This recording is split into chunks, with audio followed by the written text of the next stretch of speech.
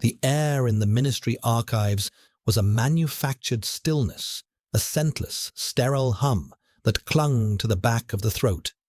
Elian moved through it like a ghost, his soft-soled shoes making no sound on the polished chrome steel floors. For 10 years, this silence had been his sanctuary, his camouflage.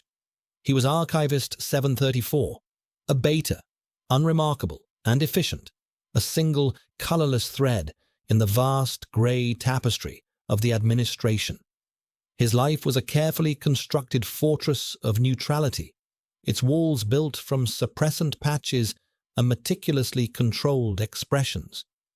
Each morning, he would press a new patch to the skin behind his ear, a small, cool circle of polymer that leached chemicals into his bloodstream, muting the parts of himself that the world had no place for. It was a ritual of erasure, a prayer for invisibility. He was not an asset. He was not a danger.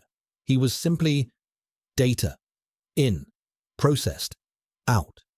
The rhythm of his days was the quiet slide of data slates, the low thrum of the climate control systems, and the distant, percussive stamp of enforcer patrols in the grand concourses beyond his insulated domain. Today, the rhythm was broken. A priority alpha retrieval order had come down, a request that bypassed the usual channels and required direct oversight. It meant the arrival of an enforcer. Not just any enforcer, but Commander Kalen Vance, a name spoken in hushed, anxious tones throughout the ministry. He was the director's right hand, a man forged in the administration's coldest fire, an alpha of such disciplined potency that his presence was said to alter the very pressure of a room. Elian felt the shift before he saw him. The sterile air seemed to thin, to charge with a low-grade static, a scent, faint but sharp like ozone after a lightning strike, and the deep, clean cold of high-altitude stone cut through the filtered nothingness. It was a scent that had no business being here, a violation of the sanctum's purity. His own carefully suppressed biology stirred, a low, dormant hum deep in his bones, a feeling so alien he almost dismissed it as a tremor in the building's foundation. Then the door to the central archive hissed open, and Kalen was there. He was precisely as the whispers described, tall and severe, his uniform a razor-creased expanse of charcoal grey that seemed to absorb the light around him. His face was a study in controlled geometry, sharp lines and stark planes, his eyes the color of a winter storm. He moved with an unnatural economy of motion, each step silent and deliberate, his gaze sweeping the rows of humming servers with an assessing coldness that made Elian feel like just another piece of hardware. He held a data slate in one gloved hand. Archivist 734, he stated. It was not a question. His voice was a low baritone, devoid of inflection, a sound that seemed to vibrate in the air itself. Elian inclined his head, his heart a frantic, panicked bird against the cage of his ribs. He kept his eyes lowered, fixed on the commander's polished black boots. Look down. Be small. Be beta. Commander, the requested file is Core Archive 9 Gamma. It is a restricted physical medium. I will retrieve it for you. His own voice was a dry rasp. The scent of ozone and stone was stronger now, and the strange hum inside him was escalating into a painful thrum, a vibration that started in his marrow and radiated outward. The suppressant patch behind his ear felt suddenly hot, a pinpoint of burning irritation. He turned, leading the way deeper into the archive, his movements stiff and jerky. The rows of servers stretched into the dim, blue-lit distance, their indicator lights blinking like a galaxy of captive stars. He could feel Kalen's presence behind him, a silent, predatory weight. It was like being followed by a storm. The air grew thick, heavy, pressing in on him. A fine sheen of sweat slicked his palms. This was a malfunction. The patch was failing. It had to be. After a decade of flawless performance, of blessed, empty numbness, it could not be failing now. Not here. Not in front of him. He reached the designated vault, a heavy slab of reinforced alloy set into the far wall.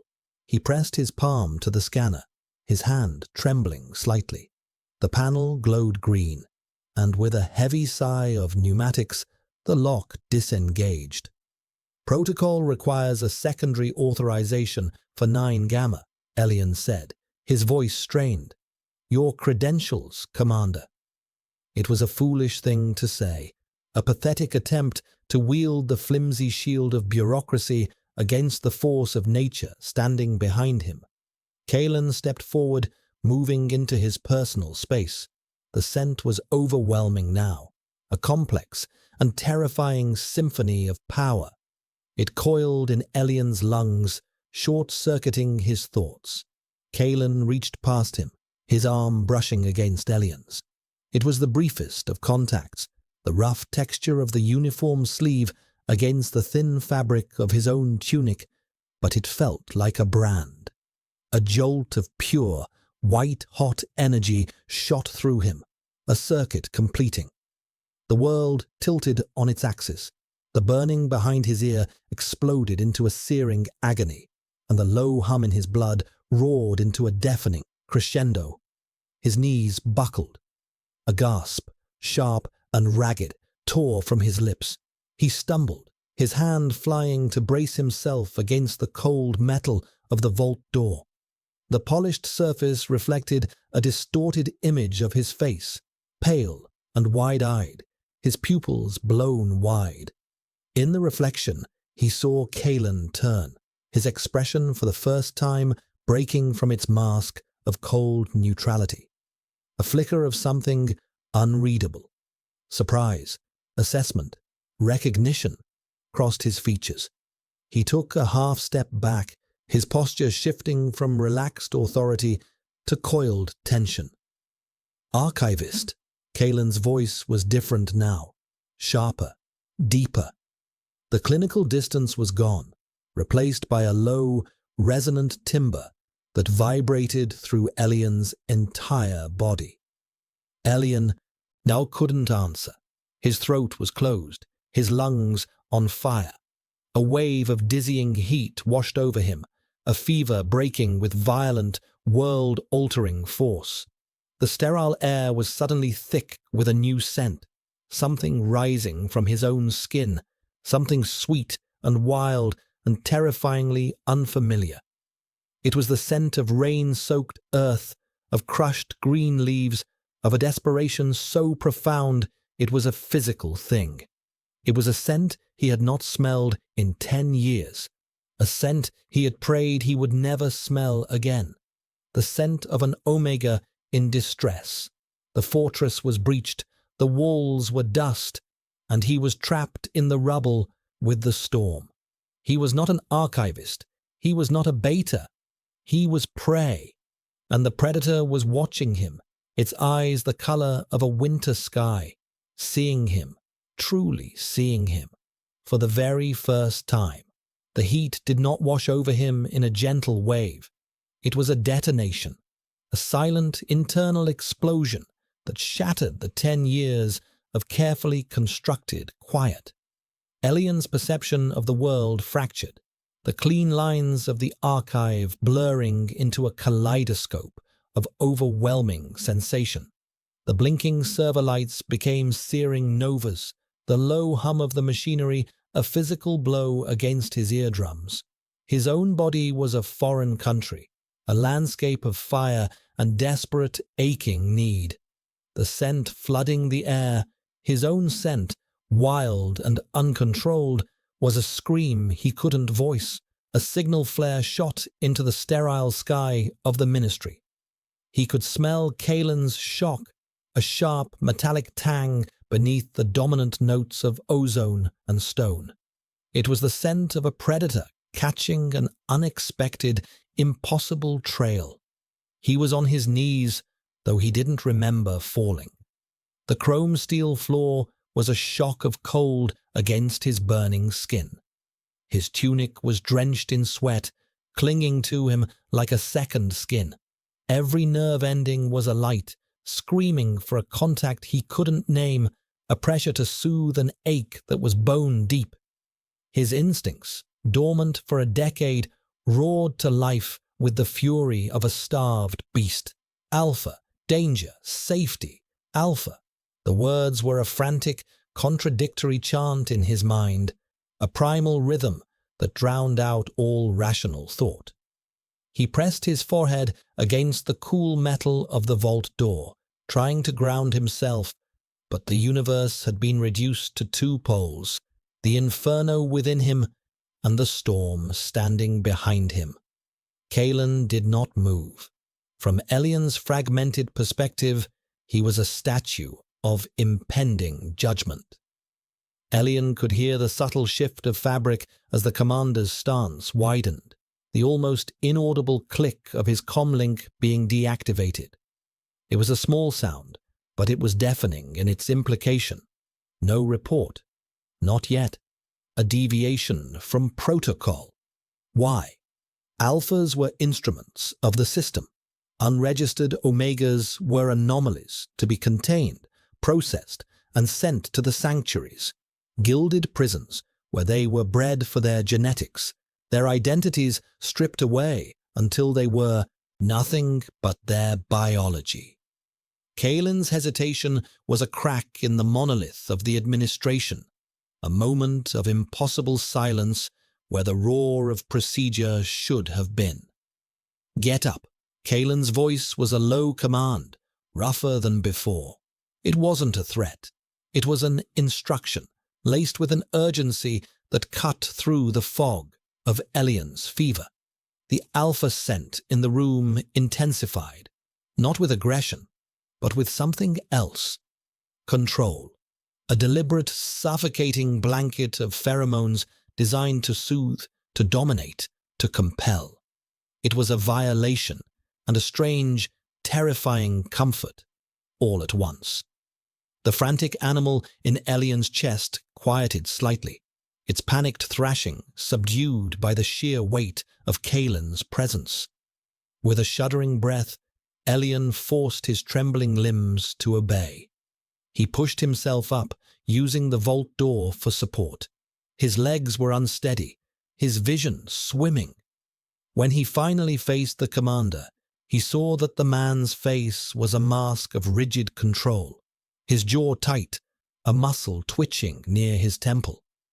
His storm-grey eyes were fixed on Elian, and the assessing coldness was gone, replaced by a raw, focused intensity that felt like a physical touch.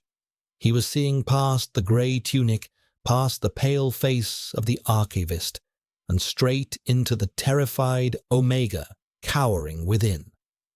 "Your designation," Kalen said, his voice flat, but the scent pouring off him told a different story. It was a maelstrom of conflicting signals, duty, curiosity, and a deep, resonant pull that mirrored the ache in Elian's own body. "Your real one." Elian shook his head, a small, desperate gesture. "I'm Archivist 734, he whispered, the lie flimsy and pathetic in the face of the biological truth perfuming the air between them. "My patch. It's malfunctioned." A bitter, humorless smile touched Kalen's lips.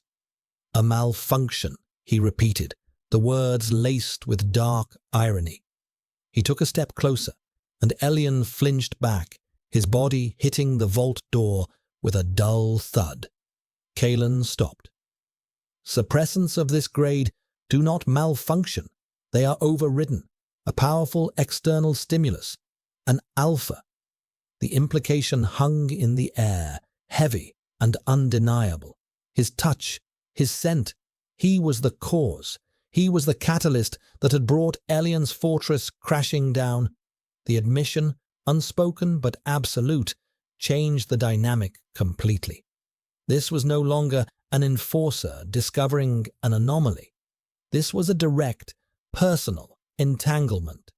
Kalen's gaze dropped to the pulse hammering in Ilian's throat, then to the dark, damp patch of sweat spreading across his chest. The clinical assessment was back, but now it was tinged with something possessive, something primal. He was a scientist, observing a reaction he himself had caused. Another wave of heat, stronger than the last, crashed through Elian. A low moan escaped his lips before he could stifle it.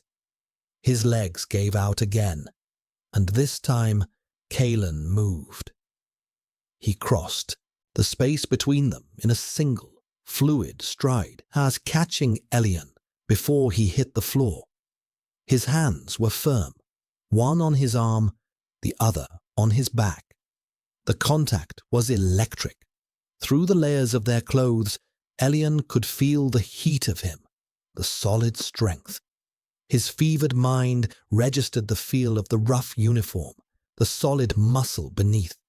The animal inside him, the one that had been momentarily subdued, went still with a terrified, hopeful reverence. Alpha. The word was a prayer now, a plea. Kalen held him for a moment, his body tense. Elian could feel the tightly controlled tremor in his arms, the way his breath hitched almost imperceptibly. The scent of ozone and stone was thick with a new note, something dark and resinous, like scorched wood. He was fighting his own instincts, a battle as fierce as the one raging inside Elian. Then, with a low curse, he adjusted his grip, pulling one of Elian's arms over his shoulder and hauling him upright. "Not here," he growled, the sound of vibration against Elian's ear. "We are leaving. Now." He started moving, half carrying, half dragging Elian towards the door.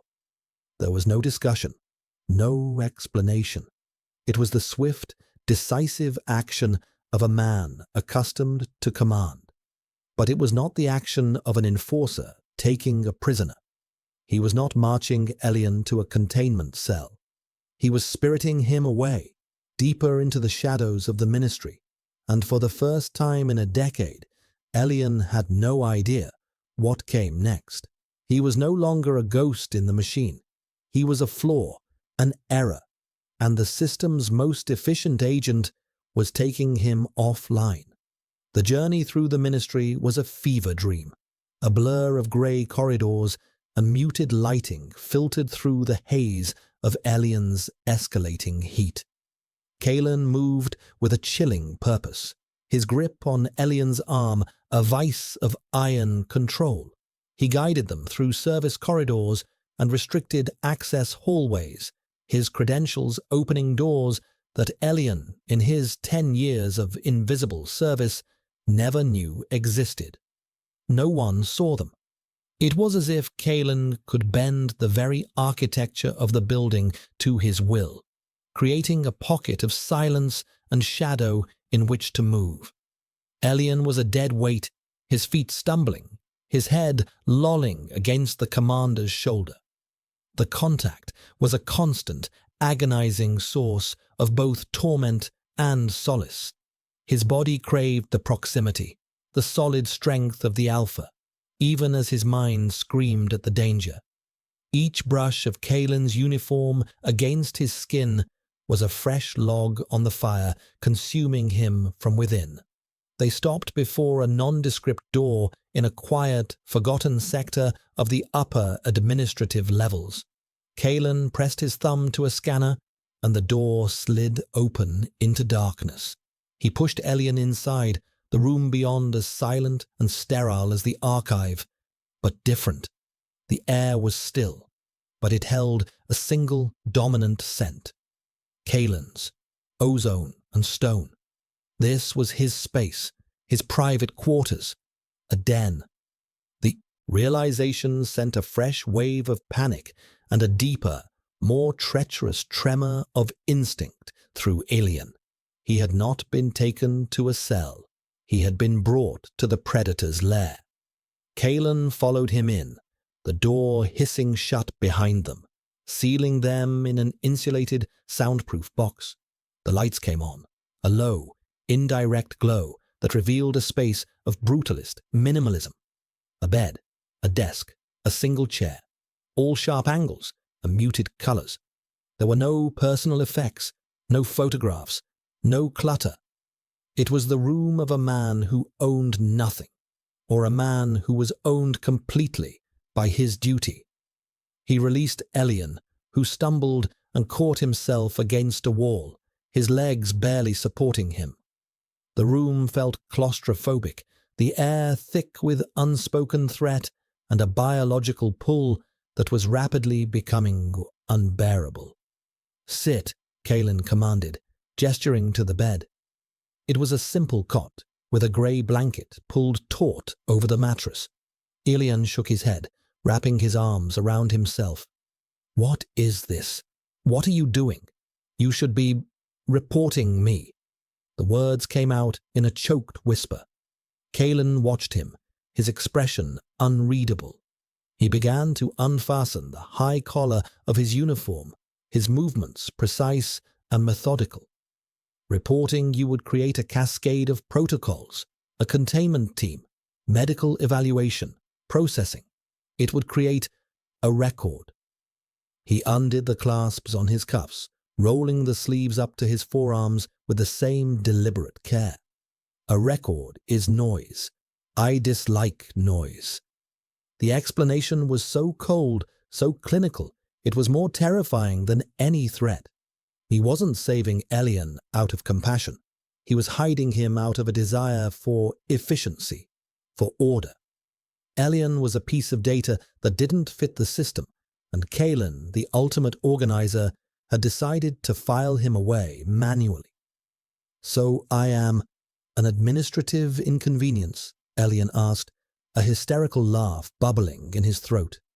"You are an unregistered, unbonded Omega in full heat, triggered by a priority alpha enforcer within a secure government facility," Kalen stated, his voice a low, flat recitation of facts.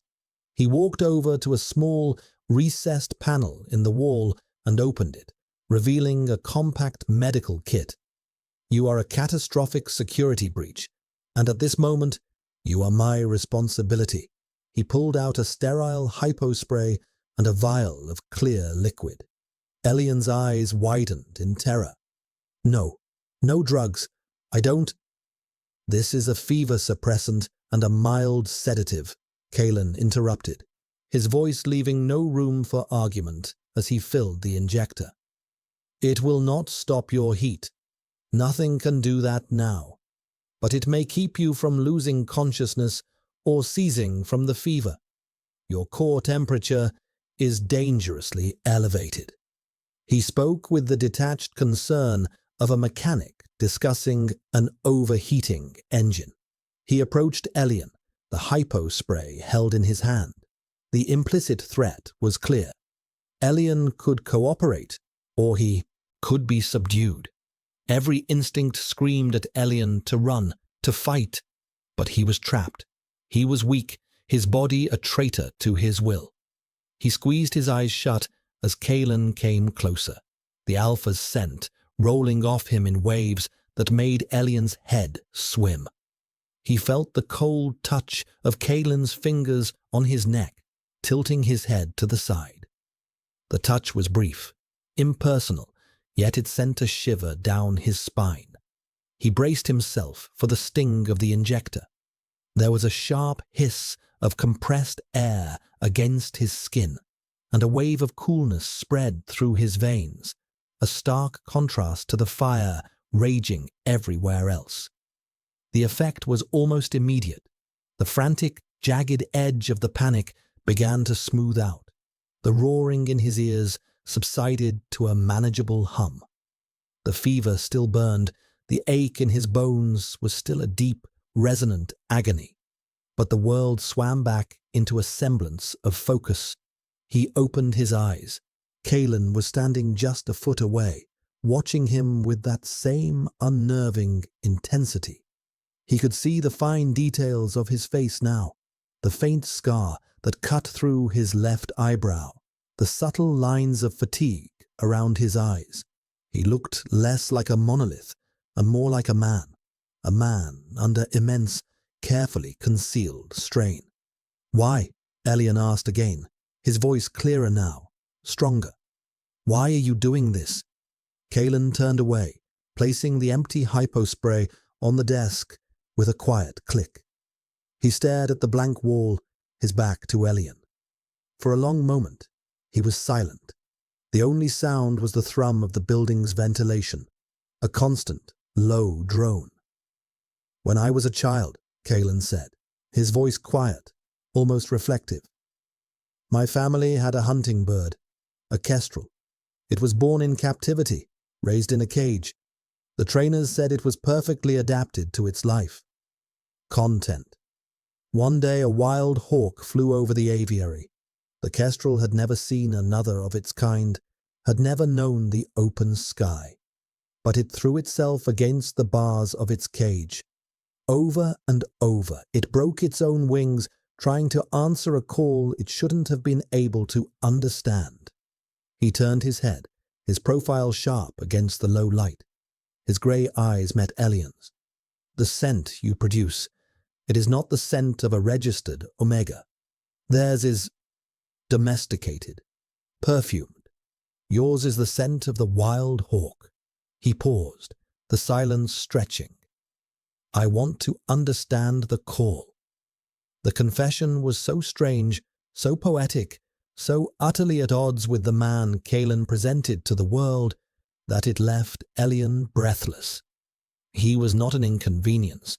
He was not a security breach.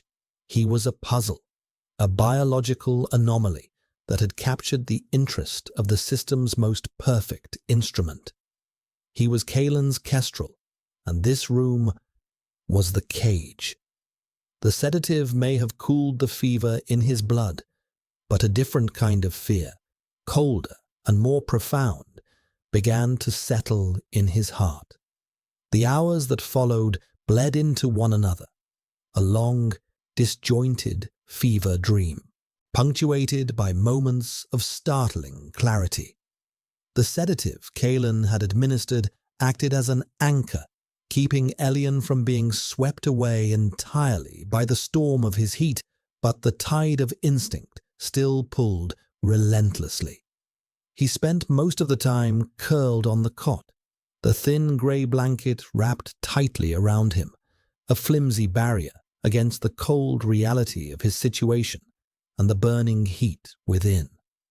The room was a timeless space, its lighting never changing, its silence broken only by his own ragged breaths and the quiet, measured movements of his captor, his warden, his observer. Kalen did not leave. He sat in the single chair at the desk, his back ramrod straight, sometimes reviewing data on his slate, sometimes simply staring at the wall, lost in a stillness that was as profound as Elian's turmoil. He was a sentinel carved from stone, a constant, unnerving presence. But Elian was intensely, painfully aware of every subtle shift in his posture, every quiet breath he took. The alpha scent of ozone and rock was the very atmosphere of the room now, and Elian's body responded to it on a cellular level. It was a low-grade torture. His Omega biology, awakened and screaming for proximity, for reassurance, for a bond, was forced to exist just feet away from a powerful, unattached alpha who offered nothing but clinical observation. It was like starving to death in a locked pantry. At some point, Kalen rose and brought him a glass of water. His movements were efficient, his expression impassive. He held it out to Elian, his gloved fingers carefully avoiding any skin-to-skin contact. Elian's hand trembled as he took it, the cool glass a brief, welcome shock. He drank greedily, the water soothing his parched throat. When he handed the empty glass back, their fingers brushed.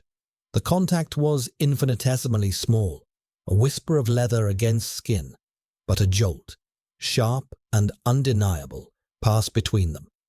Elian flinched, pulling his hand back as if burned. Kalin went utterly still, his grey eyes darkening for a fraction of a second. He said nothing, simply turned and placed the glass on the desk, his movements stiffer than before. The air crackled with the energy of that fleeting touch. From his position on the desk, Kalin began to investigate. He never spoke of it, but Elian could see the files scrolling across his data slate, personnel records, medical archives, security logs. He was dissecting Elian's life, the 10 years of meticulous lies. He was searching for the ghost, the Omega, who had hidden himself inside the shell of a beta archivist.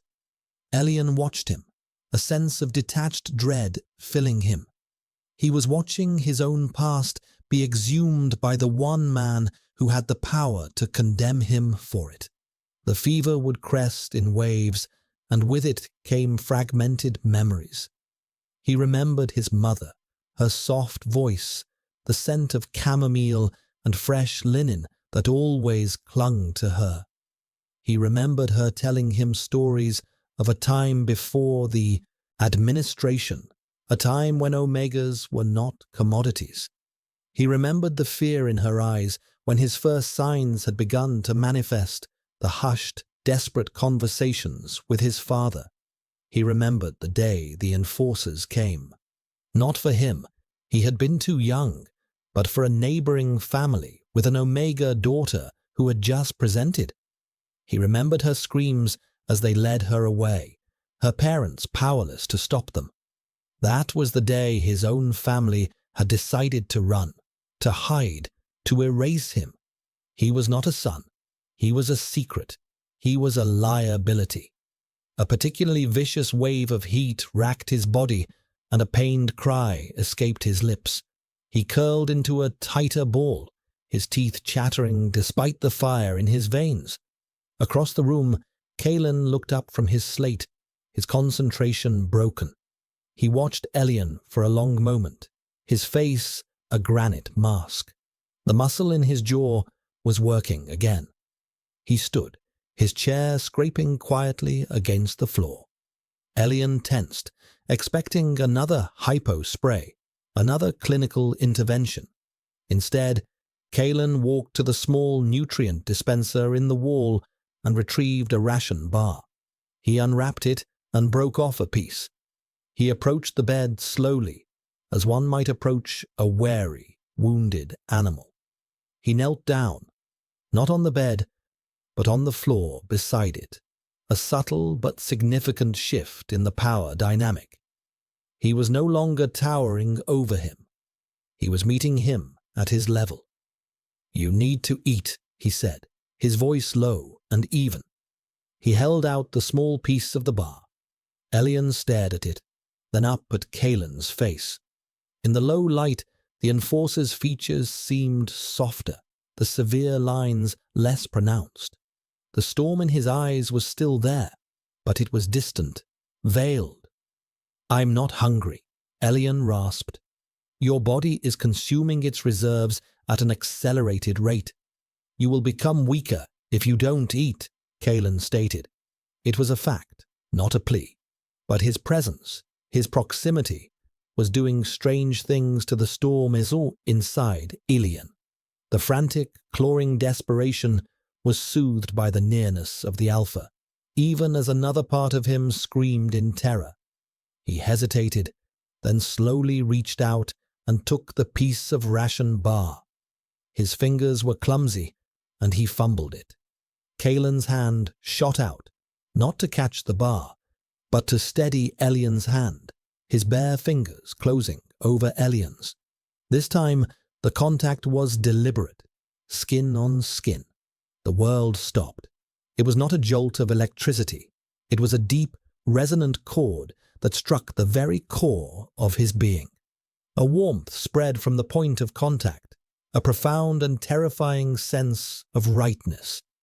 He could feel the calluses on Kalin's fingertips, the latent strength in his grip. He could smell the ozone and stone, but underneath it, for the first time, was the faint, clean scent of the man himself. Kalen's breath hitched. His eyes, fixed on their joined hands, were wide with a raw, unguarded surprise, as if he had touched a live wire.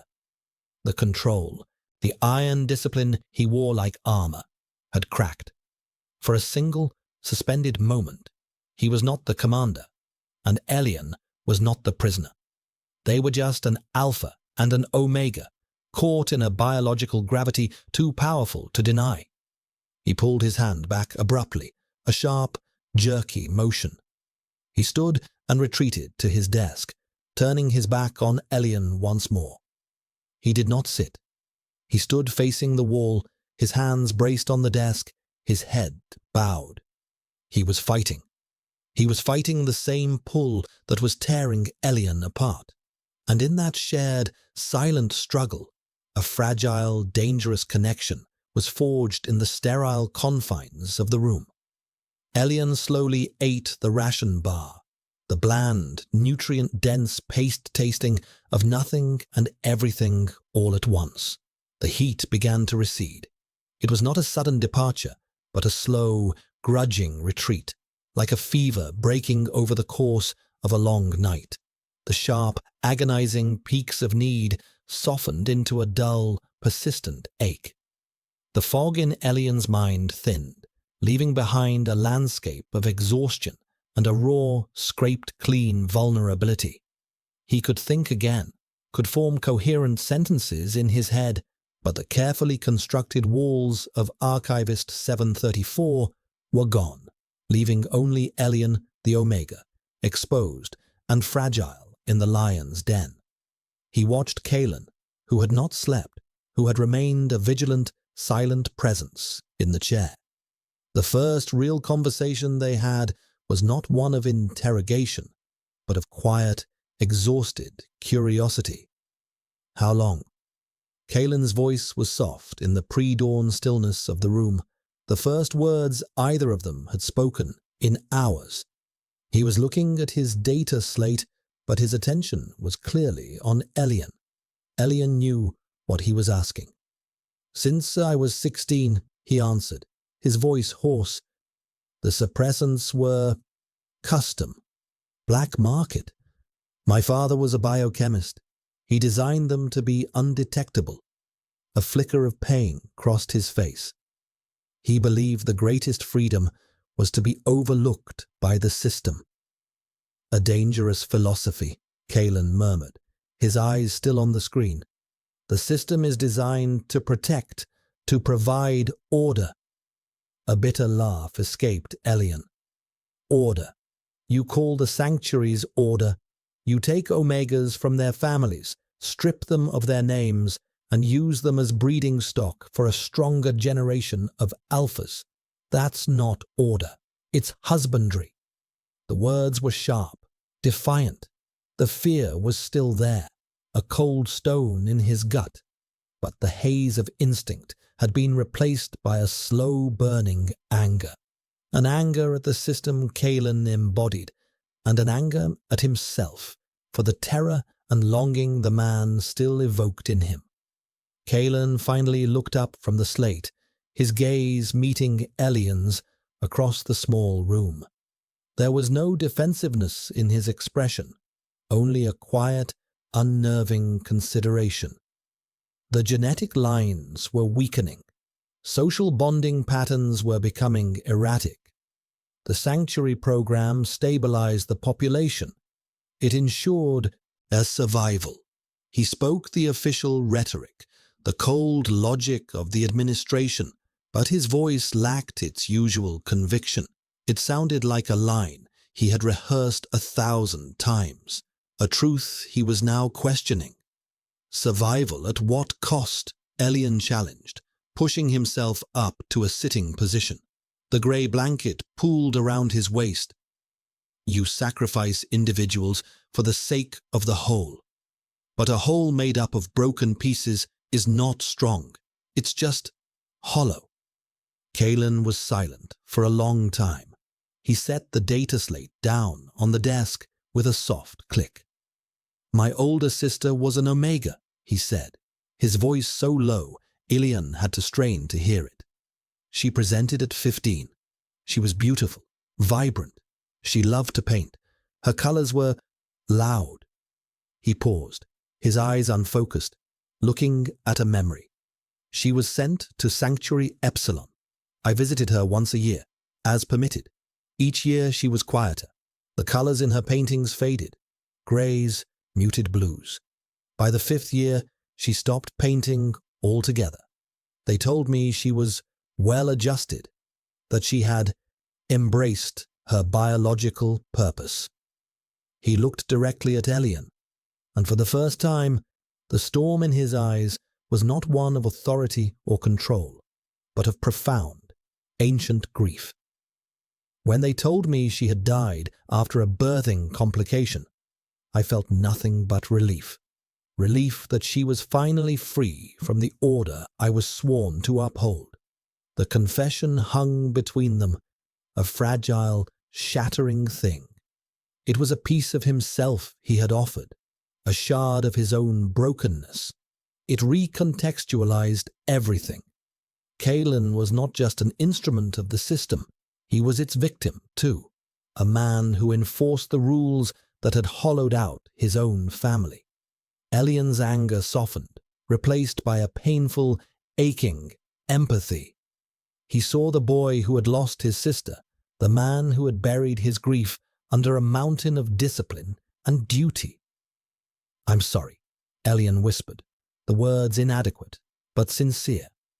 Kalen gave a slight, almost imperceptible shake of his head, as if dismissing his own moment of weakness. He stood and walked to the window, a panel of polarized glass that currently showed nothing but a flat, grey wall. With a touch, he depolarized a small section, revealing a sliver of the city outside. It was still dark, the towering, brutalist structures of the ministry complex lit by cold, white light, their peaks disappearing into a sky polluted by a perpetual, hazy twilight.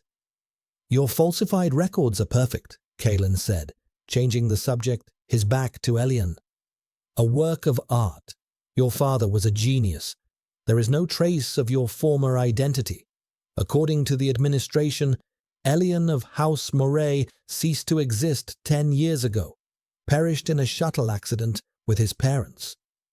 "So, you found me," Elian said, his heart sinking. The ghost had been caught. "I found a ghost," Kalen corrected. "A ghost who has been working in the heart of the war ministry for a decade, undetected." He turned from the window, his face once again an impassive mask, but his eyes held a new light, a flicker of something calculating and dangerous. "The system is not as perfect as it believes. A flaw was able to exist right under its nose for 10 years. It was only exposed by an unpredictable biological event." He looked at Elian, his gaze intense. "You are not a liability, archivist. You are proof that the system can be beaten." A new kind of tension entered the room. The biological pull was still there, a low hum beneath the surface, but it was now overlaid with the electric thrill of conspiracy. The dynamic had shifted again. They were not captor and captive. They were not alpha and omega. They were two broken pieces of a hollow system, suddenly seeing in each other the possibility of something else. "What are you going to do?" Elian asked, his breath catching in his throat. Kalen walked back to his desk and picked up the data slate. With a few deft movements of his fingers, he began to type. "Your suppressant patch suffered a critical chemical failure due to proximity to the archive's server coolant systems. An unfortunate but documented industrial hazard," he said, his eyes on the screen. "You experienced a severe psychosomatic fever, a known side effect. I escorted you to the medical bay for treatment and observation. You were cleared and released." He looked up, his expression grim. "I am creating a new lie for you, archivist. A lie to hide you back inside the old one." He paused, his fingers hovering over the slate. "But this cannot happen again. Your father's suppressants have been compromised by your exposure. They will not be enough anymore. And my report will attract scrutiny. They will watch you now." He was protecting him, actively, deliberately. He was weaving a fiction into the official record to keep Elian safe. The risk he was taking was immense. If discovered, it would be the end of his career, his life. The question hung in the air, the one Elian was too afraid to ask. Why? As if hearing the thought, Kalen's gaze softened for a fraction of a second. "The wild hawk," he said softly, "should not be returned to the cage." The system was a vast, unblinking eye, and Kalen's report had made it twitch. In the days following his return to the archives, Elian felt its gaze upon him. It was not an overt surveillance. No enforcers followed him. No overt questioning came his way. But it was there, in the subtle ways the machine operated around him. The security clearance for his sector was reviewed. A diagnostic was run on his workstation, citing random integrity checks. The archivist who worked the shift after his, a quiet beta named Lyra, would sometimes look at him with a flicker of curiosity before quickly glancing away. The story of his psychosomatic fever and the commander's personal intervention had become a piece of hushed, low-level gossip, a strange ripple in the placid, grey pond of the ministry. Elian moved through his days with a renewed, heightened sense of caution, the ghost trying desperately to pull its shroud back around itself. But something had irrevocably changed. The blessed numbness he had once cultivated was gone. The sterile air of the archives no longer felt like a sanctuary. It felt like a tomb. He was acutely aware of the life teeming within him, the omega biology that hummed just beneath the surface, a sleeping beast that had been roused and would not be fully tamed again. The new suppressant patches his father had designed, the ones he had kept in reserve for an emergency, felt different. They held the beast at bay, but they could not make him forget its existence.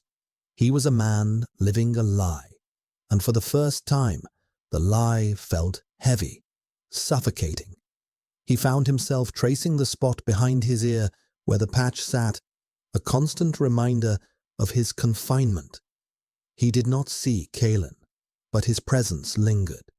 The memory of his scent or of his touch was a phantom limb, an echo Elian could not shake.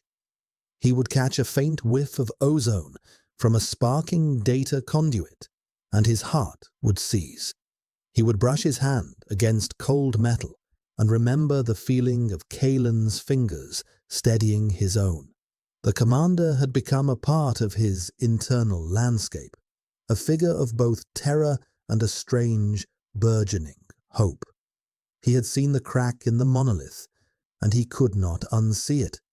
Meanwhile, Kalen was navigating a far more dangerous landscape. His superior, Director Valerius, was a man who personified the administration's ethos. Valerius was old, his face a web of fine lines, his eyes a pale, watery blue that missed nothing. He was not an alpha of physical presence like Kalen. His power was in his intellect, his absolute devotion to the system, and his intricate understanding of its machinery. He had summoned Kalen to his office, a vast circular room at the apex of the ministry spire, its single panoramic window displaying the sprawling, ordered geometry of the city below.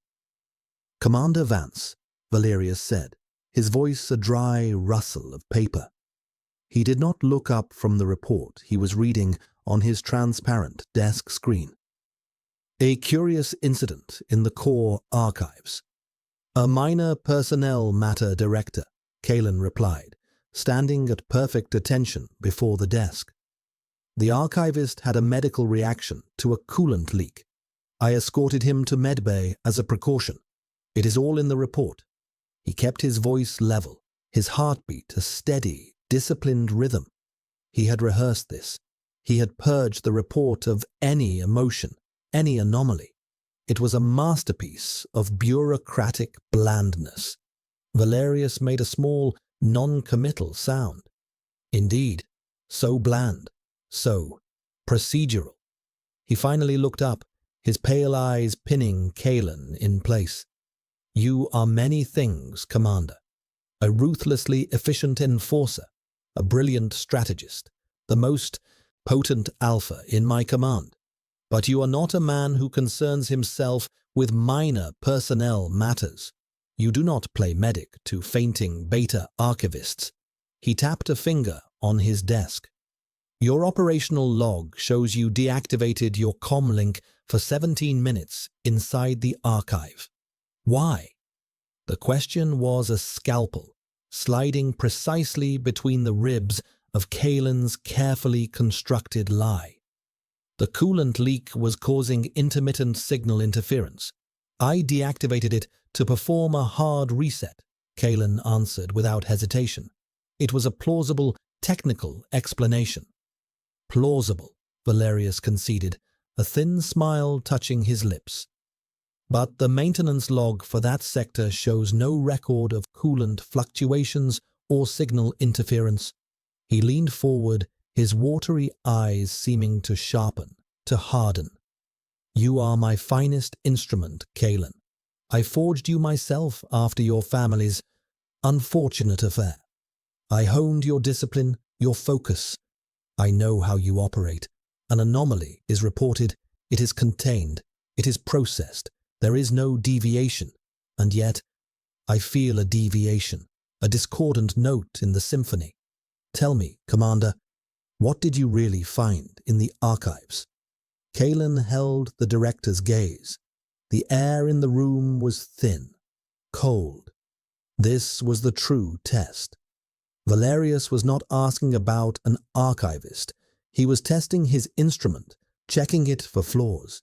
To show any sign of deception, any flicker of emotion, would be to confirm his suspicions. Kalen thought of his sister, her vibrant colors fading to grey. He thought of Elian, curled on the cot, his scent of wild rain filling the sterile room. He thought of the kestrel breaking its wings against the bars of its cage. I found nothing, Director, Kalen said, his voice the cold, clear ring of polished steel. There was nothing to find. He held his breath. Valerius stared at him for a long, silent moment, his gaze peeling back layers of discipline, searching for the truth beneath. Finally, the director leaned back in his chair, the thin smile returning. Very well, Commander. See that it stays that way. The dismissal was a reprieve and a warning. He had passed the test for now, but the eye of the system, guided by Valerius's cold intellect, was now fixed upon him. He was no longer just the enforcer. He was a person of interest. As Kalen left the director's office, the weight of his deception settled upon him. He had not just lied, he had actively worked against the system he had dedicated his life to serving. He had chosen the kestrel over the cage. The path forward was no longer clear. He was walking a razor's edge, and on one side was the life he had always known, and on the other was a man with the scent of rain, a man who represented a truth his world was not built to contain. He returned to his quarters, the sterile room that now felt haunted by a ghost of warmth, of life. He pulled up the security feeds for this archives, not as a commander monitoring a subject, but as a man watching for a sign. He found Elian, a small grey figure moving silently among the servers. He looked fragile, contained, but Kalen could see the tension in his shoulders, the new awareness in his posture. He was a prisoner who was now fully aware of his bars, and Kalen, the warden, was now a prisoner of his own making, trapped in a conspiracy of two. The encounter with Director Valerius had been a stark reminder of the precariousness of their situation. Kalen knew that the director's suspicion, once piqued, would not simply fade. It would lie dormant, waiting for another anomaly, another discordant note. He and Elian were living on borrowed time, and the debt would eventually come due.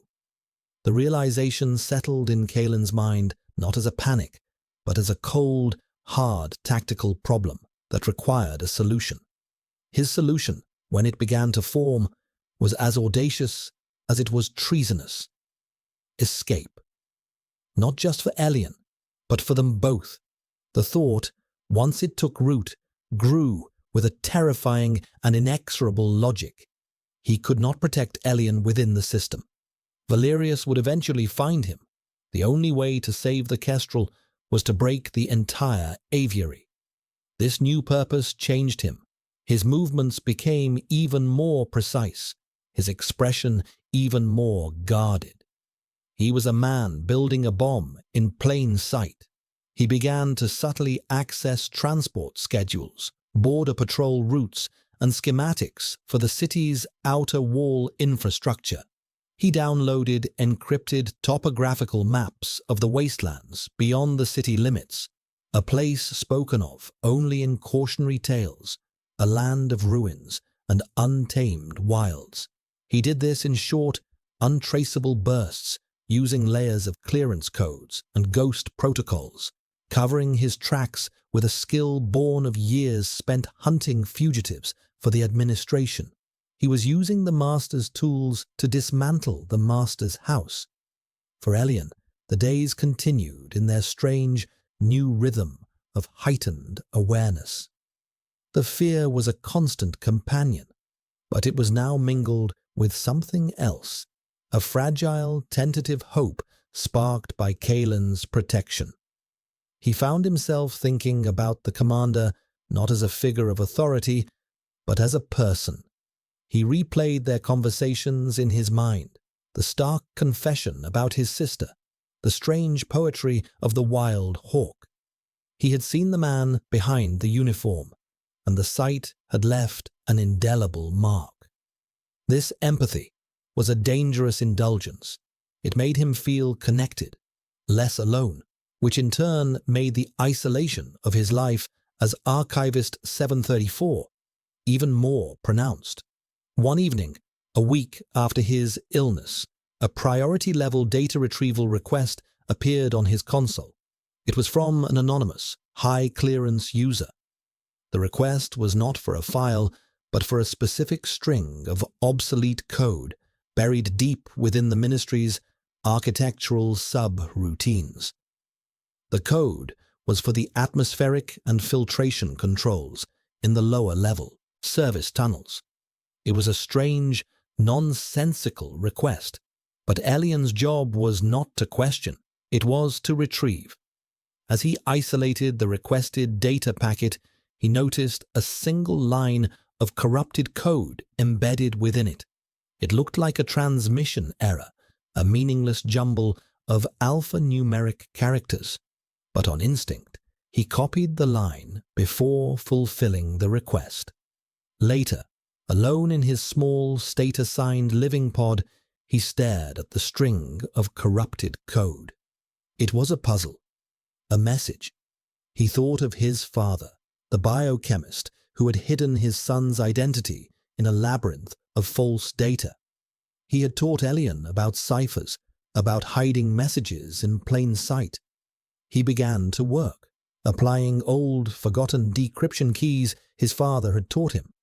Hours passed, and then the characters resolved themselves into 3 words: Apex Spire, Maintenance, Midnight. It was from Kalen. It had to be. A direct communication would be too risky. But this was a ghost speaking to a ghost.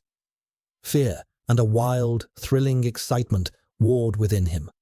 The apex spire was the central tower where Director Valerius had his office. It was the heart of the administration. To go there at midnight was madness. But the message was also a lifeline. It was a sign that he had not been forgotten, that Kalen was still moving, still acting. It was a test of trust. He made his decision. That night, dressed in a dark maintenance worker's oversuit he had procured from the laundry exchange, Elian slipped out of his pod. He moved through the deserted corridors of the ministry like a phantom, his archivist's knowledge of the building's layout guiding him. He used the service tunnels, the same ones whose codes Kalen had requested. The air was thick with the smell of ozone and lubricants, a scent that now irrevocably reminded him of the commander. He reached the maintenance shaft of the apex spire. It was a dizzying vertical climb, a ladder ascending into darkness, the wind whistling down from above. He began to climb, his muscles protesting, his heart hammering against his ribs. He was not a field agent. He was an archivist. But the memory of the heat, the terror of the sanctuaries, and the impossible hope Kalen had offered propelled him upward. He emerged onto a narrow gantry near the very top of the spire, hundreds of stories above the city. The wind was a physical force, tearing at his clothes, and Kalen was there. He was not in uniform. He wore the same simple, dark clothing as Elian, making him look less like a commander and more like a shadow. He stood near the edge, looking out at the sprawling grid of city lights below. "You came," Kalen said, his voice nearly lost in the wind. He did not seem surprised. "You knew I would," Elian answered, his voice trembling from the cold and the adrenaline. Kalen turned to face him. In the dim light from the city below, his face was all sharp angles and deep shadows.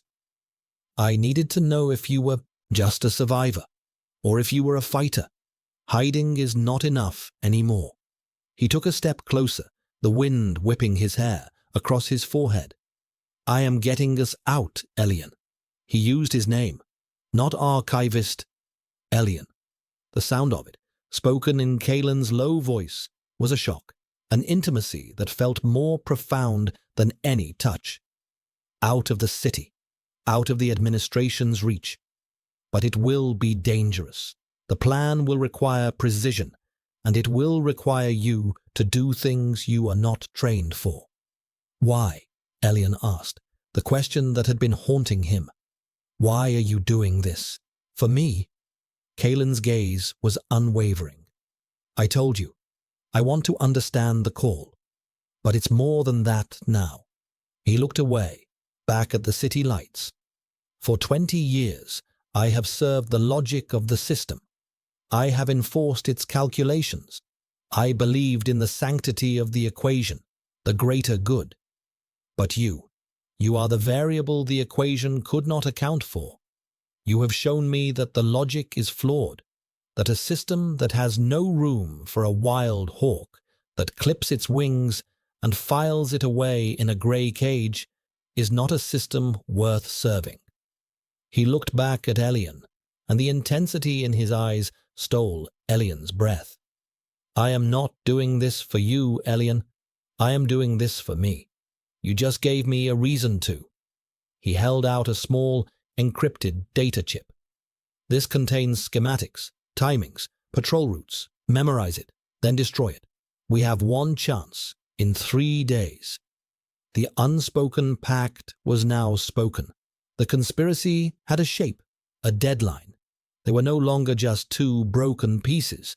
They were fugitives, planners, rebels, and as they stood there, high above the ordered world, they were about to shatter. The cold wind felt, for the first time, like the promise of freedom. The 3 days passed in a state of suspended animation, a breath held before a plunge into icy water. For Elian, the familiar grey confines of the archives became a surreal backdrop to the frantic activity in his mind. He pored over the data Kalen had given him, his eidetic archivist's memory absorbing the complex schematics and patrol timings until they were as familiar as his own name. He was mapping his own escape from the library of his life. He performed his duties with a mechanical precision, a ghost going through the motions while his true self was miles away, rehearsing every step, every turn, every potential failure point of the plan Kalen had devised. The plan was terrifying in its simplicity and its audacity. It did not involve a frontal assault or a complex firefight. It was a plan built on knowledge of the system's own blind spots. They would move through the city's forgotten veins, the old subway tunnels, the deep-level storm drains, the decommissioned freight lines, using Kalen's command-level overrides to open a path where none should exist. Their target was a small, automated cargo transport that left the city's northern perimeter once a week, carrying industrial waste to the reclamation plants in the borderlands. It was their one-way ticket to the unknown. In his quiet moments, Elian found his thoughts drifting back to the rooftop meeting. Kalen's confession, "I am doing this for me," had shifted the foundation of his world. He had spent his life defined by what he was, an Omega, a secret, a liability. Kalen had looked at him and seen not a weakness, but a catalyst, a reason. This reframing of his identity was a heady, terrifying thing. It meant he was not just a passenger in this escape. He was a co-conspirator, an equal. The realization filled him with a strength he hadn't known he possessed. The fear was still there, a cold, hard knot in his stomach, but it was no longer paralyzing. It was fuel. Kalen, for his part, was methodically severing his ties to the world he had known. He transferred his minimal personal assets to an untraceable ghost account. He wiped his personal logs, leaving behind only the pristine, official record of a loyal commander.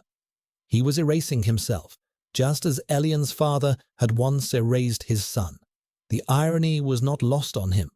He was becoming a ghost to save a ghost.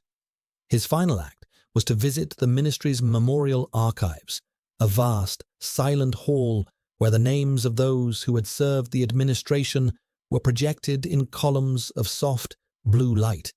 He found his sister's name, Lyra Vance. He stood before it for a long time, the cold, emotionless letters a stark contrast to the vibrant, paint-splattered girl in his memory. He did not say a prayer. He made a promise. No more cages. On the third night, the city was shrouded in a thick chemical fog that deadened sound and blurred the sharp edges of the architecture. It was the perfect cover. Elian, dressed in dark, functional clothing, slipped out of his living pod for the last time. His heart was a frantic drum against his ribs. He carried nothing but the clothes on his back and the knowledge in his head. Every step through the familiar corridors was a farewell. Goodbye to the silence. Goodbye to the fear. Goodbye to the ghost. He met Kalen at the designated rendezvous point, a decommissioned subway platform deep beneath the ministry's foundations. The air was cold and damp, smelling of rust and decay. Kalen was a shadow in the darkness, his face grim, his eyes reflecting the dim emergency lights. He held a small, heavy pack. "Ready?" he asked, his voice low. Elian nodded, unable to speak. "There can be no hesitation," Kalen continued, his voice sharp and focused, the commander taking over. "If we get separated, you continue. You know the route. Do not wait for me. Do not look back. Is that understood? Yes, Elian managed, his voice a dry whisper. Good. Kalen handed him a small, powerful stun baton. For emergencies only. We avoid contact at all costs. We are ghosts. He turned and, using a portable console, sliced into the tunnel's control system. With a groan of ancient metal, a section of the tunnel wall slid open, revealing a dark, narrow maintenance passage. This way. They moved through the darkness in silence, their footsteps echoing in the oppressive quiet. The tunnels were a labyrinth, a forgotten world beneath the gleaming, ordered city. They waded through ankle-deep, stagnant water, squeezed through narrow pipes, and navigated crumbling passageways, guided only by the schematics burned into Elian's memory and the faint glow of Kalen's console. Kalen moved with a predator's grace, his senses on high alert. Elian followed, his own senses screaming, every drip of water, every distant rumble sounding like an approaching patrol. They were nearing the northern perimeter when it happened. As they rounded a corner in a wide storm drain, they came face to face with a two-man enforcer patrol. A random sweep, a piece of bad luck that the plan had not accounted for.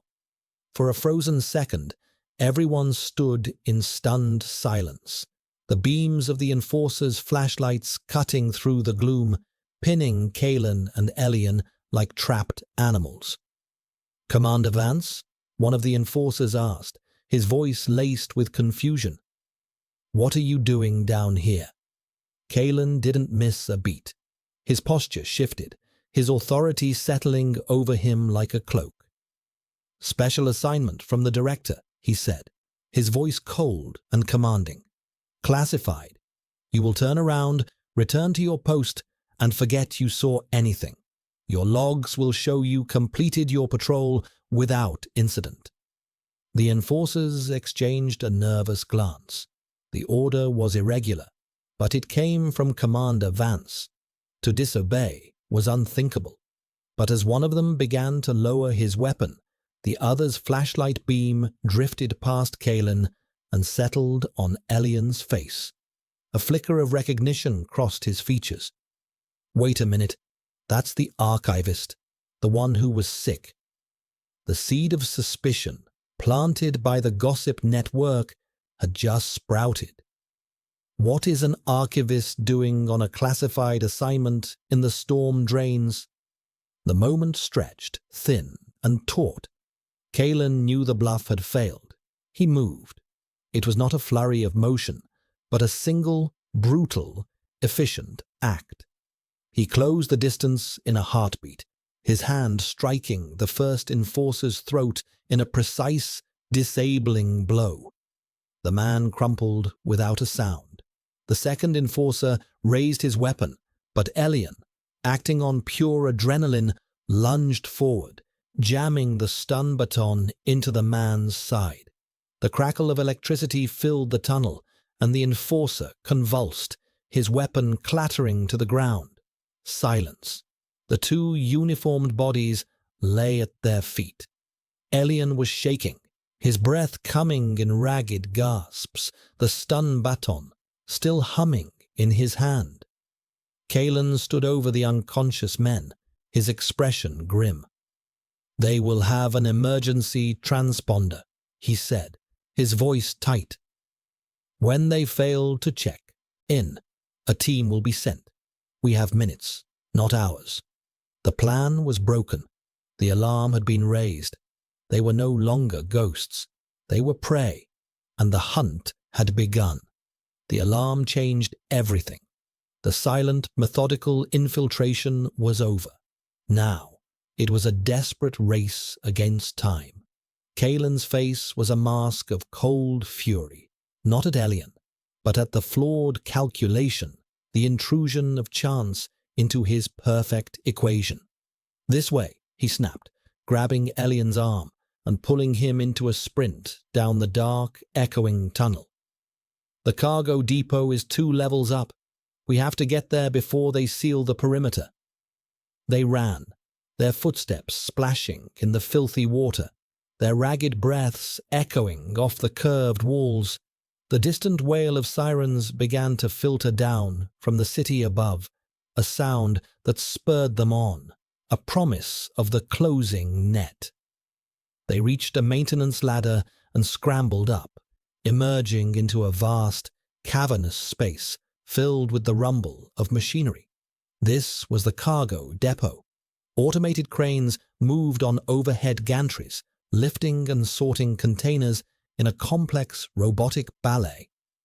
At the far end of the depot, a massive blast door stood open to the foggy night, where their target, the automated waste hauler, was being loaded. "There," Kalen said, pointing. "We get into one of those containers before it's loaded. Once the train is sealed and moving, they won't stop it until it reaches the reclamation zone." But as they started to move across the open floor, a voice, amplified and chillingly calm, echoed through the depot. "Commander Vance, stand down." They froze.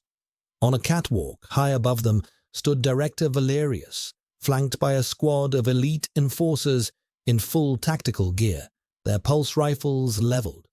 The trap had been sprung. Valerius hadn't just been suspicious. He had been watching, waiting. "Director," Kalen said, his voice steady despite the situation. He subtly pushed Elian behind him, shielding him with his own body.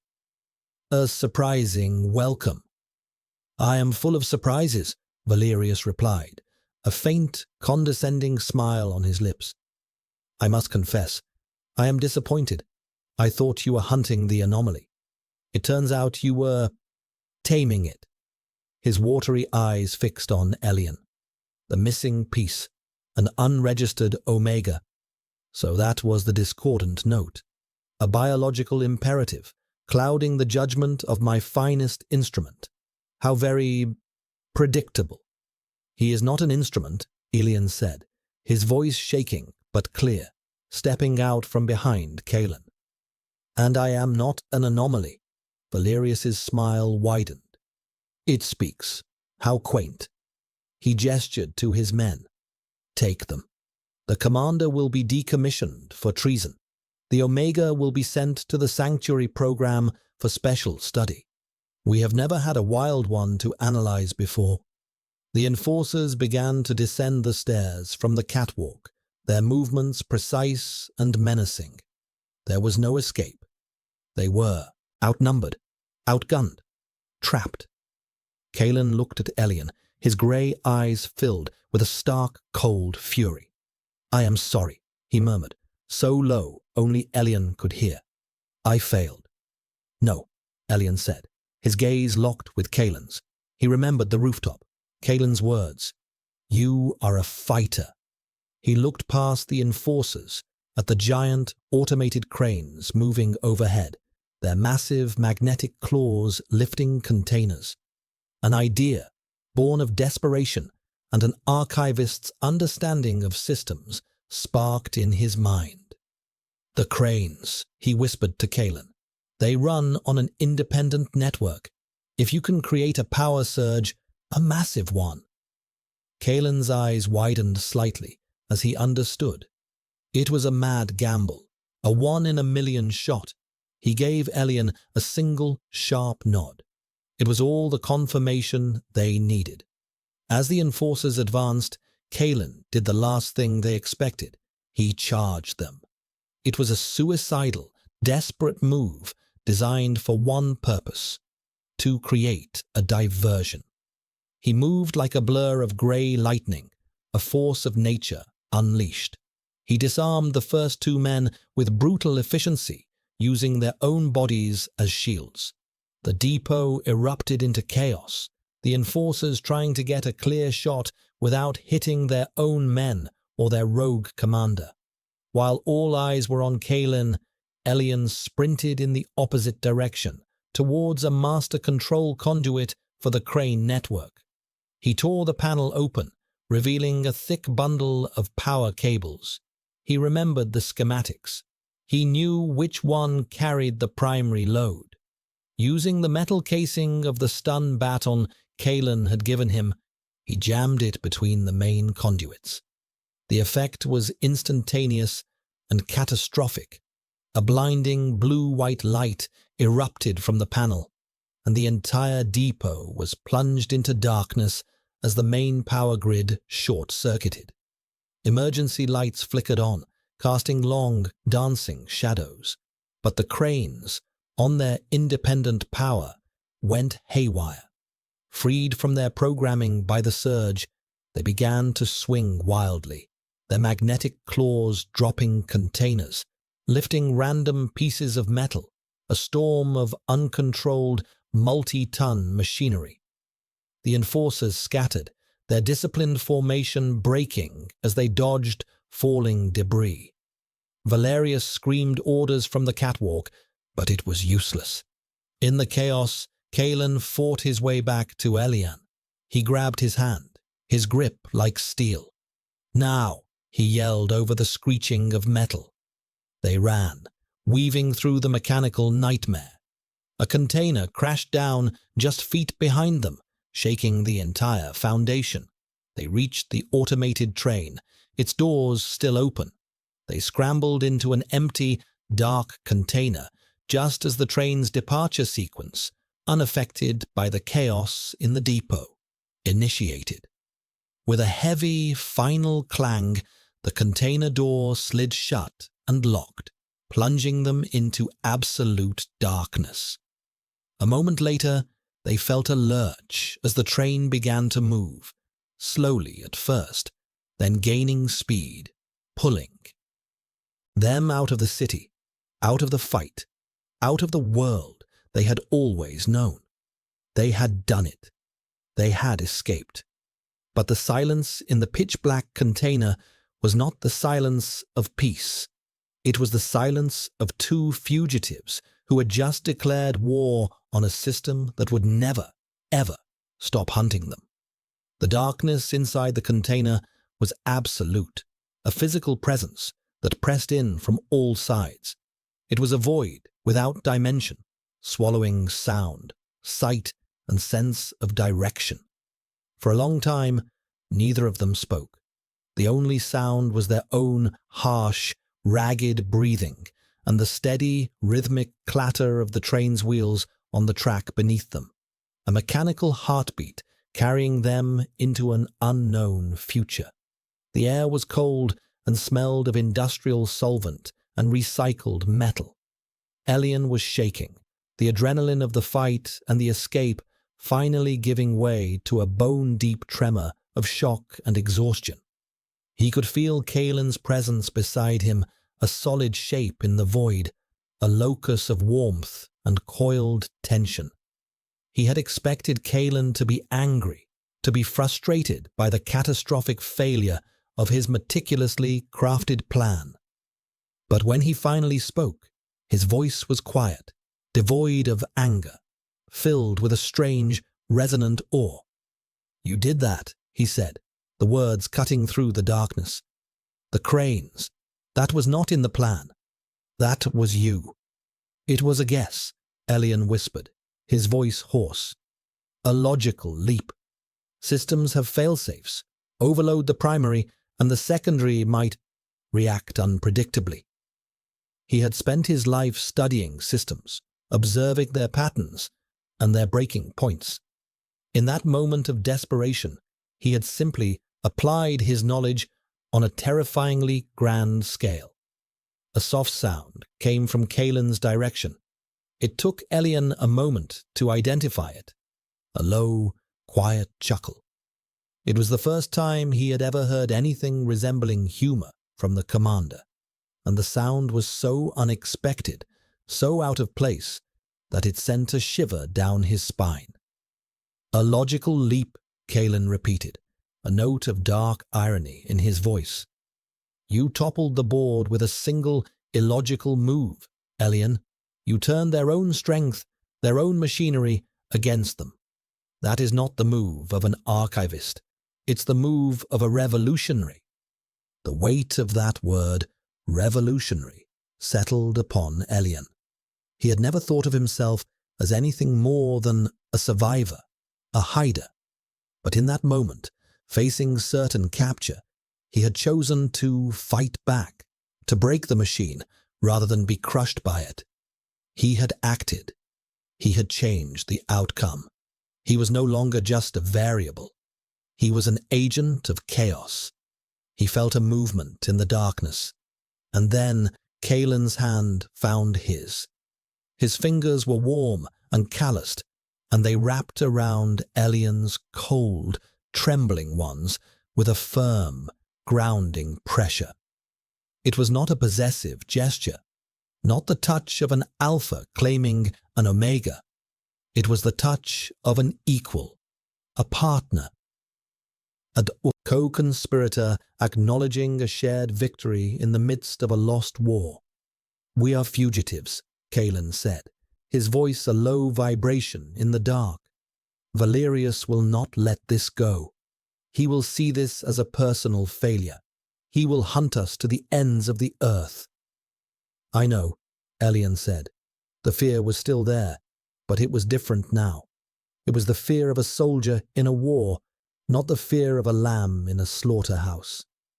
He squeezed Kalen's hand, a silent acknowledgement. "We will face it together." They traveled in silence for hours after that, the train carrying them farther and farther from the only home they had ever known. The rhythmic clatter of the wheels became a hypnotic, lulling sound. Exhaustion, deep and profound, finally claimed Elian, and his head began to nod. He slumped sideways, his head coming to rest against Kalen's shoulder. He tensed for a moment, expecting the commander to pull away, to re-establish the distance between them. But Kalen didn't move. Instead, after a moment's hesitation, he shifted slightly, allowing Elian to rest more comfortably against him. His arm came around Elian's shoulders, pulling him closer, a simple protective gesture against the cold. In the darkness, wrapped in the quiet strength of the man who had once been his captor, Elian finally felt a sense of peace. The storm inside him, the chaotic pull of his Omega instincts, was quiet. It was not suppressed. It was satisfied. The proximity was no longer a torment, but a comfort. The scent of ozone and stone was no longer a threat, but a promise of safety. He fell into a deep, dreamless sleep, the first true rest he had known in what felt like a lifetime. He woke to a change in the rhythm of the train. It was slowing, the clatter of the wheels becoming a low, grinding groan. A thin line of grey light appeared at the edge of the container door, illuminating the small space. He was still leaning against Kalen, who was awake and alert, his body tense. "We're here," Kalen said, his voice a low rumble against Elian's ear. "The reclamation zone." The train came to a final, shuddering halt. For a moment, there was silence. Then the sound of heavy machinery whirring to life outside. With a loud clang, the lock on their container disengaged. The door began to slide open, flooding the dark space with a pale, washed-out daylight that made them both squint. They stepped out of the container and onto a vast, desolate platform of cracked concrete. The air was different here. It was thin and cold, and it carried a scent Elian had only ever read about. The scent of damp earth, of wild, growing things, and of rain. Real rain, not the recycled, sterile water of the city. Before them stretched a landscape of breathtaking desolation and beauty. The ruins of an older, pre-administration city lay half-buried in a sprawling, untamed forest. The sky above was not the hazy, light-polluted dome of their home, but a vast, high ceiling of churning grey clouds. This was the outside, the wasteland, the place of cautionary tales. It was wild and dangerous and broken, and it was the most beautiful thing Elian had ever seen. He turned to Kalen, who was staring out at the wilderness with an expression of stark wonder on his face. The severe lines of the commander seemed to have softened in the natural light. The grey of his eyes seemed to mirror the sky above. He was no longer an instrument of the system. He was just a man, standing at the edge of a new, unknown world. "What now?" Elian asked, his voice quiet. Kalen looked at him, and a small, genuine smile touched his lips. It transformed his face, chasing away the last of the shadows. "Now," he said, his hand finding Elian's once more, their fingers lacing together, naturally, easily. "Now, we learn how to fly." He turned towards the forest, towards the ruins, towards the uncertain horizon, and together they walked off the platform and into the wild, leaving the world of cages and ghosts behind them forever. They were not an asset. They were not an experiment. They were free.